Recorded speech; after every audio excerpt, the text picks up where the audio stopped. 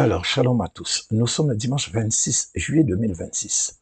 Et je souhaite à tous et particulièrement à ceux qui se sont récemment abonnés la bienvenue sur la chaîne Jésus-Christ Révélation TV 7420, Édouard Vidocin. Et je vais prier. Merci Père pour ta parole. Accompagne tous ceux et celles qui sont réceptifs et réceptives, qui ont un cœur bien disposé et qui veulent comprendre et connaître un peu plus ta parole, afin qu'ils puissent bien assimiler ce qui sera dit au nom puissant de Jésus-Christ de Nazareth. Amen. Alors, je ne sais pas depuis combien de week-ends je dis que je dois finir cet enseignement pour mettre en ligne, mais en fait, je n'y arrivais tout simplement pas. Finalement, j'ai décidé de me faire violence et aussi écarter tous les plans sataniques, parce que, en fait, j'aime bien ce message. Il est un peu particulier. Déjà, le titre parle déjà pour lui. Si le Messie n'était pas encore venu, le mot ou expression antichrist ou antéchrist n'aurait jamais existé. Ou, si vous préférez, le mot ou terme ou expression, tout ce que vous voulez d'antichrist ou antéchrist, donc les deux, cela veut simplement dire par définition ou littéralement que le Christ ou le Messie est déjà venu sur terre. Par conséquent, son passage est indéniable et irréfutable. Et en fait, c'est la définition de ces expressions qui va rendre caduque, obsolète, dépassé tout raisonnement sur le contraire même de l'existence et de la définition de ces deux mots ou expressions. Et donc, va rendre aussi inutile, vain, infructueux et illusoire tout narratif et toute la connaissance même du plus grand expert de la Torah sur terre qui viendrait dire que le Christ n'est pas encore venu. Et cela ne s'appelle pas de l'orgueil, mais c'est juste une évidence. C'est en fait, c'est une évidence que la Bible va attirer notre attention. Et je le signale que cela ne vient pas de moi. Je vous ai dit que c'est la Bible qui nous le révèle. Donc, si vous voulez, c'est quelque chose qui est écrit depuis longtemps. Et donc, cette pensée qui m'est venue comme ça, comme d'ailleurs cela s'est produit pour la plupart des enseignements que j'ai faits jusqu'à ce jour et que j'ai mis en ligne, et donc je l'ai tout simplement transformé en enseignement. Donc, je vais essayer de vous expliquer ce que je pense avoir compris ou ce que le Saint-Esprit m'a permis de comprendre, et vous pourrez ainsi voir que toute l'évidence était là, comme je vous l'ai dit tout à l'heure là, depuis le début, depuis le commencement, c'était là, sous nos yeux, et on ne le voyait pas. Alors, si vous faites un focus sur le titre, vous pouvez comprendre que le chrétien n'est pas directement concerné par sa teneur, sa pertinence. Effectivement, je vous rejoins. Donc, ce qui fait que c'est un message qui est plus à l'encontre des Juifs, plus destiné à ceux qui ne croient pas que le Messie ou le Christ serait déjà venu sur terre pour accomplir sa mission. Donc, on va conclure que c'est un message qui est fait pour tous ceux qui judaïsent sur terre. Et ça, d'une manière générale. Alors, pour mes mots, je vais faire un petit rappel, petit récap sur le judaïsme. Alors, ceux qui judaïsent, ce sont tous ceux qui sont toujours restés, ou si vous préférez, qui ont fait un arrêt sur image sous la loi de Moïse ou la loi mosaïque. Et ceci sans aucune exception. Alors, qu'ils soient juifs ou non. Donc, par conséquent, sont concernés tous ceux qui appliquent, pratiquent ou et observent la loi mosaïque à la lettre, comme on le faisait dans l'ancien temps, c'est-à-dire qui suivent tous les rituels attachés à la loi, tels que les sacrifices d'animaux. Donc, c'est ce que Moïse avait donné, plutôt que Dieu avait donné à Moïse et qu'il a transmis au peuple. Donc, ça concernait les sacrifices d'animaux, le Shabbat, la circoncision, la purification, etc.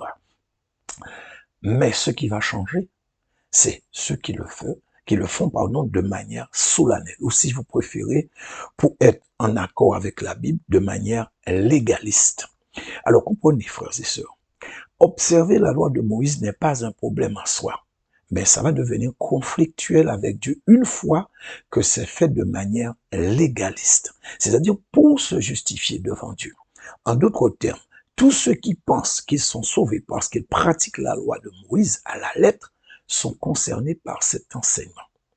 Et par conséquent, ça va vous ouvrir un peu plus le champ des concernés, parce que vont se retrouver aussi, ou si vous pouvez, seront concernés d'une manière générale, tous ceux qui ont rejeté ou qui continuent de rejeter le Messie ou le Christ, mais aussi pas que seulement, hein, aussi ceux qui ne l'ont pas reconnu, qui ne l'ont pas accepté en tant que leur sauveur perso, et également tous ceux qui combattent le christianisme, comme ce fut le cas pour les premiers juifs de l'époque de l'Église primitive. Donc nous avons un cas concret dans la Bible. Ben oui, c'est celui qui est le plus connu, Saul de Tarse, qui est devenu par la suite l'apôtre Paul. La Bible nous dit de lui qu'il ravageait les églises. Et en fait, son seul nom respirait l'effroi pour les premiers chrétiens. Il s'opposait aux chrétiens avec une agressivité allant jusqu'à participer directement ou indirectement au meurtre de certains chrétiens, tout comme nous avons eu le premier et célèbre cas, le cas d'Étienne. Il fut le premier martyr. Et par conséquent, ça fait de ces gens, en fait, qu'ils le veuillent ou non d'ailleurs, qu'ils soient juifs ou non aussi, ça fait de systématiquement des antichrists. Et ça s'applique à tous sans aucune exception possible. Mais en tout cas, ça ne vous empêche pas aucunement de l'écouter. Au moins cela aura pour mérite d'enrichir un peu plus votre connaissance. Ça va vous faire un acquis, vous apprendrez de nouvelles choses. Et en fait, quand vous serez confronté à un de ceux qui rejettent Jésus-Christ en tant que Messie ou Christ, et c'est valable aussi même pour les musulmans, vous saurez quoi lui répondre, car je vous donnerai avec la grâce du Seigneur des arguments incontestables et irréfutables, comme je l'ai dit au début de cette vidéo. Alors maintenant, si celui qui aura entendu, peu importe ce qu'il est, hein, ou ce qu'il pense être, et qu'il voudra rester ferme sur sa position, et même voudra enjamber la clôture de l'évidence pour tomber dans le bourbier de la contradiction ou du déni, ce n'est plus ton problème, mon frère, ce n'est plus ton problème, ma sœur. Tu as fait ton travail. Là, il va entrer dans la confrontation directe avec le Saint-Esprit. Et au jour du jugement, ce sera à charge contre lui. Mais à ce moment-là, ce que je ne souhaite à aucun d'eux, bien sûr, c'est ceux qui ne pourra pas ne pas s'en souvenir. Tous ceux qui ont entendu d'ailleurs. Mais c'est sûr aussi que ça ne va pas empêcher qu'il y ait des irréductibles, parce qu'il faut qu'il y en ait, hein, des obstinés aussi, ceux qui ne veulent absolument rien entendre, même devant une évidence évidente, parce que c'est comme ça.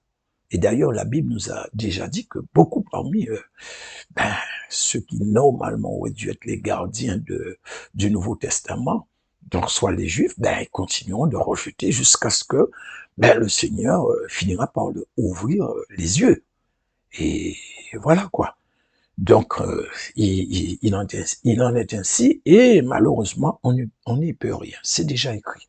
Alors, par conséquent, et au vu de tout ce que je viens de vous dire, cet enseignement aura aussi le mérite, et ceci avec une certitude absolue, non seulement de confirmer l'existence et le passage du Messie ou du Christ sur terre, mais aussi authentifier de manière solennelle l'authenticité de l'existence du Nouveau Testament. Donc, soit les deux choses que réfutent tous ceux qui judaïsent, et en particulier certains juifs. Ok. Alors, pour que vous puissiez bien comprendre la pertinence de ce message, il faut que vous puissiez, ou plutôt que vous passiez de l'autre côté de la barrière, que vous vous mettiez dans la tête du judaïsant, de celui qui judaïse, donc par rapport à ce que je vous ai défini concernant ceux qui judaïsent, donc ceux qui ont rejeté le Messie.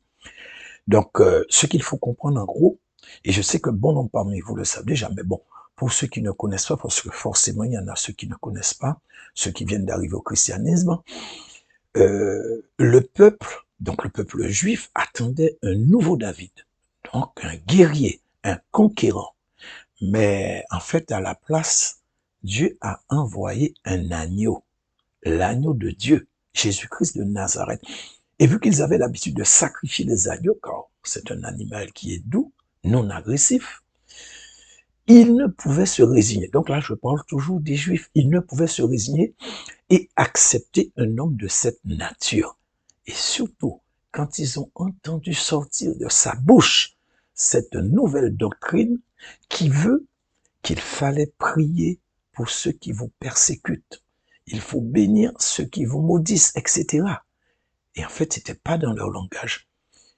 Et ça allait faire ce type de déclaration, la goutte d'eau, qui allait faire déborder le vase. Et parce que dans leur tête, ils continuaient à avoir eux pour eux, dent pour dent. Les Romains leur avaient mené la vie de Dieu pendant longtemps, un très long moment. Et donc, ce n'était tout simplement pas concevable euh, de, selon eux, prier pour les Romains. Ils avaient du mal à comprendre qu'il fallait pardonner aux Romains tous leurs forfaits. Leurs nombreux crimes contre le peuple juif. Non, non, non, ça, pas question. Selon eux, et c'était toujours selon ce qu'ils voyaient, qu'ils comprenaient et qui s'étaient imposés, les Romains devaient payer pour tout ce qu'ils avaient fait. Il n'était pas question de passer la pommade. Bon, moi, je peux les comprendre. Je dis pas que j'étais d'accord avec eux, mais je dis je peux les comprendre pour leur époque. C'est plus facile quand on n'a pas subi d'outrage, de persécution. En tout cas, le juif voyait une seule chose. Il fallait appliquer pour les Romains cette même loi qu'ils avaient reçue depuis le commencement, à savoir œil pour œil et dent pour dent. Et donc, si on revient à notre époque, quand on regarde les actualités, ce qui se passe du côté du Moyen-Orient, depuis quand même quelques décennies, bien sûr, hein, on peut voir que tous les gouvernements israéliens qui se sont succédés se comportent exactement comme à l'époque du roi David, au point que cette partie de la terre est devenue une vraie poudrière avec des conflits, alors pas sporadiques, mais perpétuels, permanents, des destructions de bâtiments, d'écoles, d'hôpitaux, de part et d'autre, et le nombre constant, en très nette progression, augmentation des décès liés à ces incessantes guerres et bombardements, disons-le, parfois aveugles, de part et d'autre. Et en fait, selon les Juifs, ils ne font que revendiquer des territoires en s'appuyant sur les frontières qui ont été établies par Dieu dans l'Ancien Testament pour ce qui est du territoire d'Israël. Et effectivement, ça se trouve dans l'Ancien Testament.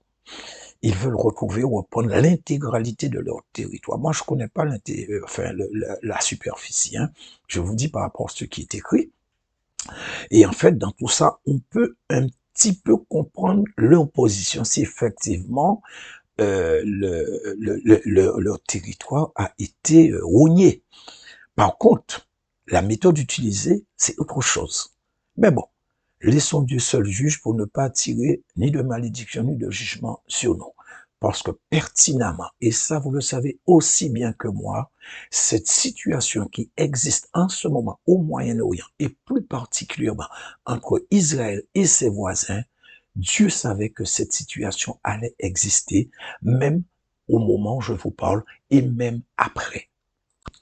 Et donc, le fait d'avoir rejeté le Messie, ils sont restés sur leur faim, attendant et attendant encore jusqu'à ce que les différentes prophéties que le Seigneur avait données concernant les choses terribles qui devaient s'abattre sur eux se réalisent, telles que la destruction du temple et de Jérusalem. Et ce qui s'est produit, nous le savons tous, en l'an 70 par l'armée romaine conduite par le général Titus. Mais ça, je sais que vous connaissez déjà toutes ces choses. Mais tout ça, c'était dans le but de bien leur faire comprendre que le nouveau temple est le corps de tous ceux qui l'avaient accepté. Donc, qui avaient accepté le Messie qui était là en ce moment, à savoir Jésus-Christ de Nazareth. Donc, tous ceux qui l'avaient accepté comme sauveur personnel. Mais malheureusement, ils ne voulaient pas toujours comprendre quoi. En fait, je parle pas de ceux qui étaient avec Christ, mais plus ceux qui le combattaient. En fait, ils ne voulaient pas comprendre du tout. Alors bon, qu'est-ce qui s'est passé? Ils ont été dispersés quand les Romains sont entrés à Jérusalem pour détruire la ville et le temple. Et voilà qu'ils sont revenus sur leur terre, environ, bon, même si tous ne sont pas juifs, bon, bref, ils sont revenus sur leur terre environ 2000 ans après. Et en fait, ils ont créé, ou si vous préférez, la nation d'Israël a pris naissance. Donc, l'État d'Israël a vu le jour en 1948. Et comme on peut le constater jusqu'à ce jour, donc nous sommes en 2026, ils n'ont toujours pas lâché le morceau. Ils attendent un Messie, mais un Messie qu'ils ont fabriqué dans leur propre pensée, dans leur imaginaire collectif. Un Messie qui doit répondre aux critères que eux-mêmes ont fixés en ayant fait un arrêt sur image, puisque qu'ils sont restés plusieurs milliers d'années en arrière. Ils sont malheureusement toujours dans leur tête à l'époque du roi David. Et je pense que pour vous, c'est la même chose, parce que moi, je l'ai entendu à certains moments, des réflexions du Premier ministre actuel d'Israël, Benjamin Netanyahou. Ben, il parle sans cesse du roi David. Et pour lui, en fait, il ne fait rien de mal. Il ne fait que s'appuyer, s'inspirer directement par rapport à ce qui est écrit dans l'Ancien Testament. Donc, en d'autres termes, pour lui, il ne fait que continuer l'œuvre du roi David, que Dieu ne s'y opposait pas du tout. Et là, en ce moment, et ça a commencé déjà depuis quelques dizaines d'années, hein, ils font tout pour accélérer, non pas le retour du Messie, mais la venue d'un Messie. Ce qui veut dire qu'ils continuent de rejeter celui qui est venu en la personne de Jésus-Christ de Nazareth. Or, jusqu'à présent, cette situation n'est liée qu'au fait qu'ils ont effacé de leur mémoire le passage du Christ, du Messie. Et je vais dire de Jésus. Et en réalité, quand on regarde bien, le problème n'était pas véritablement Jésus, mais plus le personnage qu'il incarnait qui ne leur convenait pas. Et moi, je comprends dans tout ça que ce n'est pas trop le Messie qu'ils ont rejeté, mais ils ont rejeté le personnage, ce qui pourrait définir ou donner de facto une définition au rejet du Messie. Alors, certains pourraient dire, penser ou trouver que je me contredis. Eh bien non, parce que si Christ avait répondu à leurs aspirations, il aurait accepté. Pourquoi? Ben, la réponse, elle est simple, hein? Parce que ces mêmes pharisiens de son époque qui l'ont rejeté et qui poussaient le peuple à le rejeter, ils n'avaient jamais vu le roi David auparavant. Hein? Donc, parce que David, c'était pas leur époque, l'époque du Seigneur. David, c'était au moins combien? Au moins plus de 1000 ans, je crois, avant l'époque du Seigneur. Et pourtant, ils en parlaient. Ils ont accepté David comme étant le plus grand roi d'Israël. Et ils attendaient un roi comme ça, parce qu'ils avaient lu les exploits de David qui ont été consignés dans les livres. Et nous les avons justement, ces exploits, dans l'Ancien Testament. Et dans tout ça, oubliant même que David est sorti derrière les brebis pour accéder à la royauté. Donc, c'est un paradoxe, mais une position aussi basse que celle du Messie qu'ils ont rejeté. Mais en fait, lui, Jésus, ne correspondait pas à leurs attentes, parce que c'était le fils d'un charpentier. Et alors, dans tout ça, on pourrait se demander, mais quelle différence il y a entre le fils d'un charpentier et un berger? En fait, il n'y en a pas du tout. Donc, si nous restons objectifs, nous pouvons voir que s'ils ont accepté David, qu'ils n'avaient pourtant jamais vu, et qui est un simple berger, en fait, il n'y avait aucune raison pour eux de ne pas accepter Jésus, ni le rejeter en tant que Messie ou Christ. Mais vu que le personnage ne leur convenait pas, ils ne l'ont pas accepté. Par conséquent, ils l'ont de ce fait rejeté aussi comme Messie. Donc, ils ont rejeté le personnage et ils ont rejeté aussi le Messie. Ils ont rejeté Jésus. Et malheureusement, dans tout ça, ils ont entraîné une masse considérable avec eux dans leur aveuglement. Et donc, leur choix continue de faire des victimes dans le camp des Juifs en très, très grand nombre. Et ceci jusqu'à ce jour, soit environ 2000 ans après. Et pour moi, c'est quand même, je pense que pour vous aussi, c'est la même chose. C'est très déplorable, pardon. Et en même temps, c'est aussi quand même assez triste. Mais bon, on va pas refaire toute l'histoire. Mais dans tout ça, on pourra dire que depuis le passage du Messie, donc du Seigneur Jésus-Christ de Nazareth, les Juifs continuent de se faire conduire par ceux qu'on appelle des raves ou des rabbins. Alors désolé si c'est pas grave, mais il me semble que j'ai déjà entendu en français rave. Alors pour ceux qui ne savent pas ce qu'est un rave, ben en fait, on va dire qu'il n'y a pratiquement pas de différence entre les raves et les rabbins. Ce sont des gens qui sont, en fait, rave par définition veut dire, bon, ça veut dire maître ou grand ou sage. Et en fait, ils sont très, très, très reconnus et très appréciés en Israël. Euh, Et pour moi, en fait, il n'y a pas de différence entre Rav et Rabbin, c'est à peu près la même chose, hein. Ils ont à peu près le même aspect. En fait, bon, ils sont des spécialistes de la Torah, quoi. Voilà, en gros, c'est ça. Ce sont ceux que vous voyez avec de grandes barbes, souvent avec un chapeau noir, parfois avec une kippa. En fait, c'est un tout petit béret noir. Ce sont des gens pieux, très respectés dans la communauté juive. Et donc, je peux vous dire qu'ils sont très impressionnants et ça me fait penser un petit peu à ce que Jésus disait concernant les pharisiens de son époque. Et donc, pour moi, je veux dire que bon, ils sont et restent et représentent les pharisiens des temps modernes. Moi, c'est ce que je vois. Et je peux vous certifier qu'ils ont amené et continuent d'amener beaucoup, énormément de monde, plutôt de juifs en enfer et ceux qui les suivent. Et aussi, c'est pareil pour la communauté des musulmans. Parce que eux, pardon, ils ont la même vision que les juifs qui n'ont pas reçu Jésus-Christ.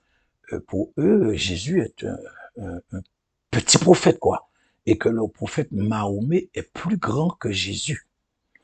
Donc, par conséquent, ils sont aussi concernés. Donc, y compris aussi, bon, ceux qui sont les non-juifs et qui ont fait leur malheur de rejoindre la communauté de ceux qui sont sous la loi mosaïque. Car pour ceux qui sont des rabbins, des raves, leur parole est comme on dit, une citation qui dit que on parle de parole d'évangile. Et en fait, bon, ça a fait un jeu de mots non intentionnel de ma part, mais bon, en tout cas, c'est un vrai paradoxe puisqu'ils ont rejeté Christ. Or, c'est Jésus-Christ qui a amené ou donné l'évangile. Et sur cette capture d'écran, celui que vous voyez en bas à droite, il s'appelait Rav Ron Shaya. Il est né en Suisse. Il était très connu aussi dans la francophonie, donc plus particulièrement en France. C'était un très grand rabbin, Rav Ron Shaya, grand rabbin, une figure majeure du judaïsme orthodoxe francophone. Et malheureusement, il est mort il y a moins de 2 mois. Et lui, il attendait l'Antéchrist parce qu'il faisait partie de cette communauté de Juifs qui n'avaient pas reconnu le passage de Jésus-Christ comme Messie. Et malheureusement aussi, il a laissé beaucoup d'adeptes qui l'ont suivi aveuglement jusqu'à sa mort et qui, malheureusement, ne vont faire que changer de maître en restant toujours fidèles à leur tradition. Donc, en gros, c'est ce que j'avais à dire en préambule. Et je vous demande pardon si j'ai été un tantinet trop long dans le début enfin, même pas le début du message, c'était le préambule. Mais je veux croire que ce n'était pas superflu de faire un petit rappel. Je ne pouvais pas rentrer comme ça dans le message. Et en fait, c'était pour moi un passage nécessaire, obligé, je vais dire, hein, pour bien vous faire entrer un peu dans le contexte du message du jour. Donc, le but du message, dans ce message que je vais vous porter, ou de cet enseignement, l'enseignement de ce jour, c'est de vous prouver que le titre de mon message n'est pas du tout usurpé. Ce n'est pas non plus une métaphore. Et aussi, je vous ai dit qu'il y a peu, donc je voulais dire, bon, je peux dire, il y a combien de minutes, mais il y a peu que nous devons voir pourquoi les deux termes, soit antichrist et antéchrist, qui ont tendance à jouer sur la compréhension du rôle et surtout sur la venue du personnage.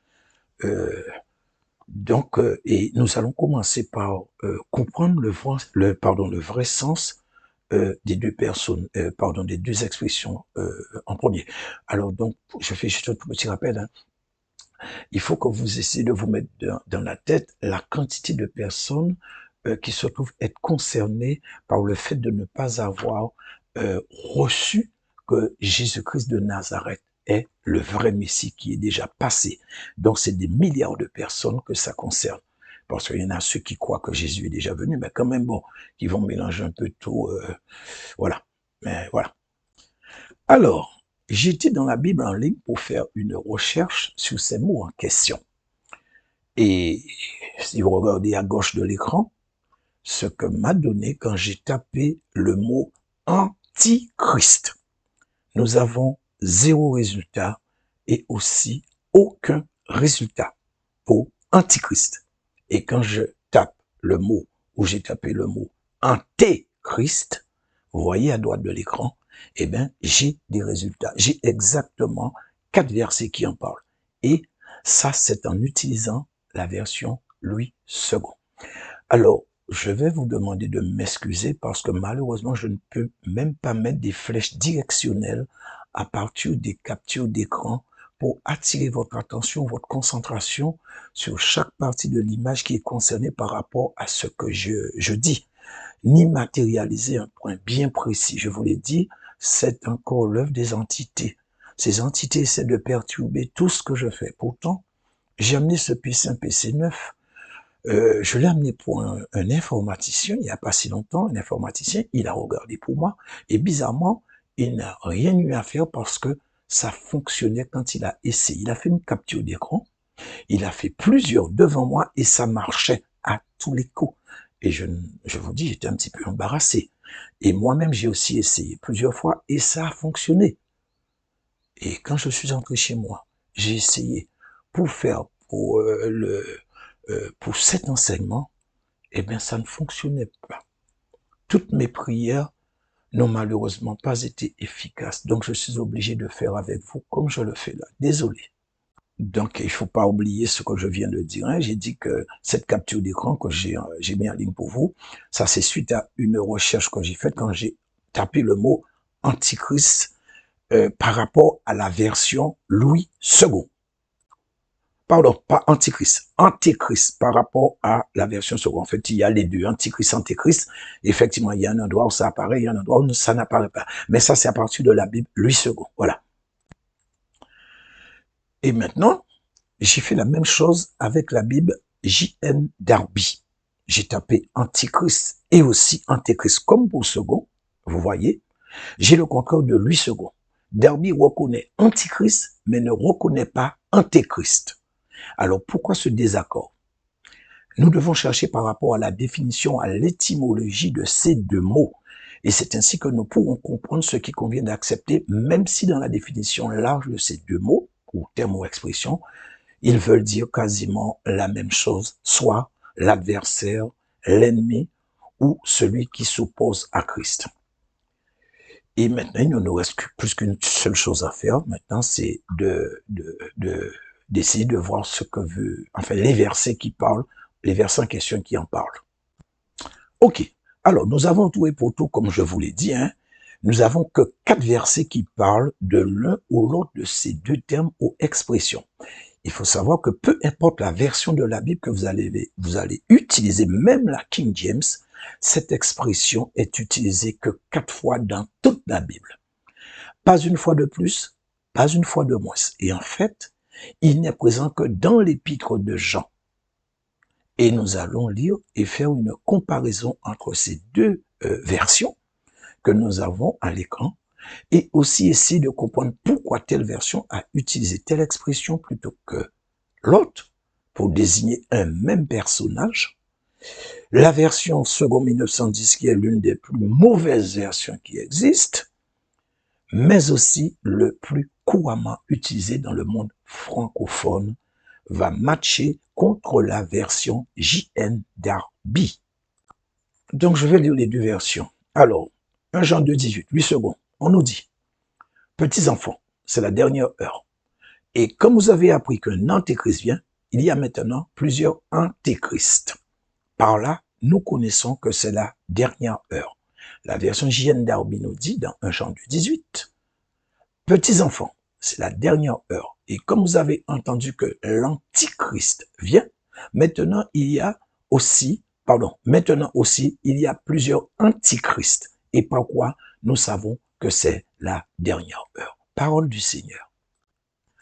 Alors, en gros, ils disent presque la même chose, mais c'est seulement en apparence. Parce que si je dois détailler le message, ce serait vraiment trop long. En fait, si il fallait que je détaille chaque mot que j'aille chercher, je peux vous dire que le message serait extrêmement long. Donc moi, ce que j'essaie de faire, c'est de faire un focus pour rester sur ce que je dois développer par rapport au titre du message.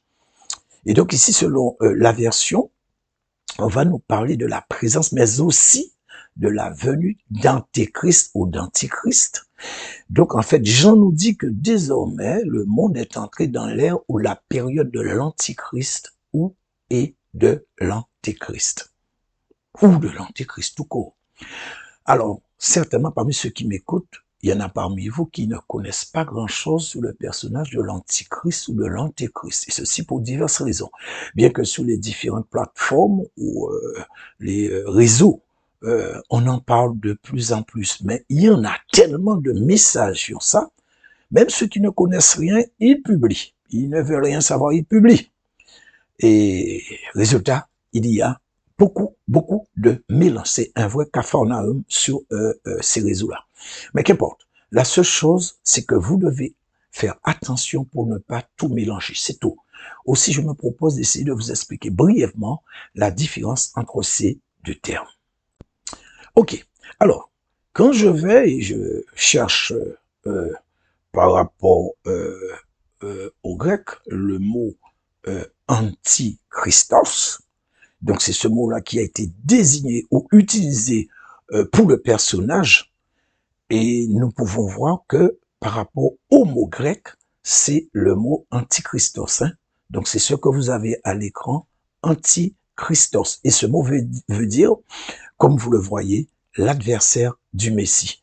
Mais nous n'avons pas antéchristos, mais bien antichristos. Alors, d'où sort que Louis II utilise antéchrist alors que nous avons bien antichristos. Bien que je vais vous rappeler, bon, on va le voir un petit peu après, hein, par rapport au préfixe anté. Mais là, je vais vous dire, selon moi, pourquoi ça s'est produit. Okay. Le problème va venir du fait. Alors, ça, c'est quand j'ai cherché dans le dictionnaire, vous voyez, juste en haut à gauche, Académie française, donc dans le dico en ligne, quand j'ai cherché pour comprendre ce qui s'est passé, et en fait, ils ont tenu compte du mot latin. Donc là, je parle par rapport à la Bible Louis II. Et en fait, au lieu de se concentrer sur le grec, ils se sont concentrés plus sur le mot en latin. Et ce mot antichristos va donner en latin le mot antechristus, comme c'est écrit dans la partie bleu clair de cette capture d'écran que vous voyez. Parce qu'en fait, la langue française découle aussi du latin. Donc, ils ont tout simplement utilisé le préfixe anté qu'ils ont emprunté au latin et nous l'ont imposé, ce qui nous a donné la version antéchrist.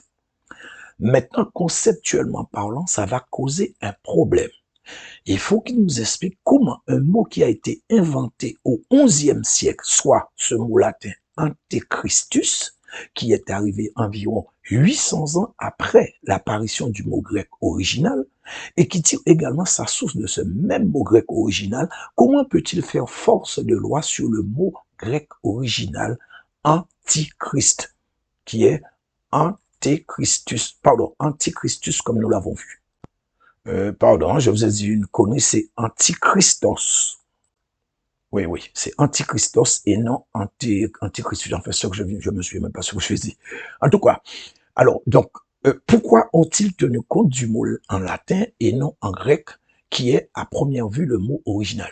Alors, est-ce volontaire ou pas? Je ne sais pas. Mais je peux quand même vous apporter une réponse que j'ai d'ailleurs, en fait, c'est juste partiellement, j'ai eu à vous donner dans les enseignements antérieurs ce que je comprenais. Et là, je vais élaborer un petit peu plus. Alors, frères et sœurs, ce que vous devez garder présent à l'esprit, c'est que la Bible n'a pas été écrite en latin, ni en français non plus d'ailleurs, et que pour l'instant, nous l'avons en grec. Par conséquent, c'est le mot antichrist qui veut dire adversaire, opposant et ennemi de Christ qui doit prévaloir selon le texte original, et c'est ce qui convient d'utiliser. Mais je pourrais aussi comprendre que la traduction de second, aurait été biaisée volontairement. Et ça, je vous l'ai démontré plusieurs fois dans des enseignements antérieurs. Et dans tous les cas, je vous expliquais, par rapport à tout ce que j'ai dit jusqu'à maintenant, je ne vous ai rien imposé. Je n'ai fait que vous expliquer, je n'ai pas imposé. Après, chacun fait comme bon lui semble. Je suis là pour conseiller, comme je vous l'ai dit, pas pour imposer. OK? Et de toutes les manières, je m'arrête ici pour que ça ne soit pas trop long. Et vous aurez la deuxième et dernière partie dans peu de temps. Alors, nous sommes le dimanche 26 juillet, comme je vous disais, 26 juillet 2026. Alors, j'espère pouvoir mettre cette deuxième partie très probablement mercredi, qui vient là, mercredi 29 juillet. Sinon, ce sera pour le week-end prochain. Alors, frères et sœurs, ceux qui veulent s'abonner, abonnez-vous. Ceux qui ne veulent pas s'abonner, c'est pas grave, ça ne me dérange pas. Mais au moins, faites circuler cet enseignement parce qu'il y a des milliards de personnes qui sont concernées par le fait qu'ils ont dit, selon eux, que le Messie, soit il n'est pas encore passé, ou soit celui qui est passé n'était pas le vrai Messie, tel que les musulmans, afin qu'ils puissent bien comprendre. Après, comme j'ai dit, s'ils veulent rejeter, il n'y a pas de souci, ils peuvent rejeter, mais ça ne vous coûte absolument rien. Des fois, souvent, on fait passer, on partage des vidéos qui ne... je vais pas dire... Oui, il y a des vidéos inutiles, des vidéos qui ne devaient même pas circuler. Vous faites circuler, vous partagez. Donc, en partageant, vous évangélisez. Ne l'oubliez pas. Donc, que le Seigneur vous bénisse et à très bientôt pour la deuxième et dernière partie.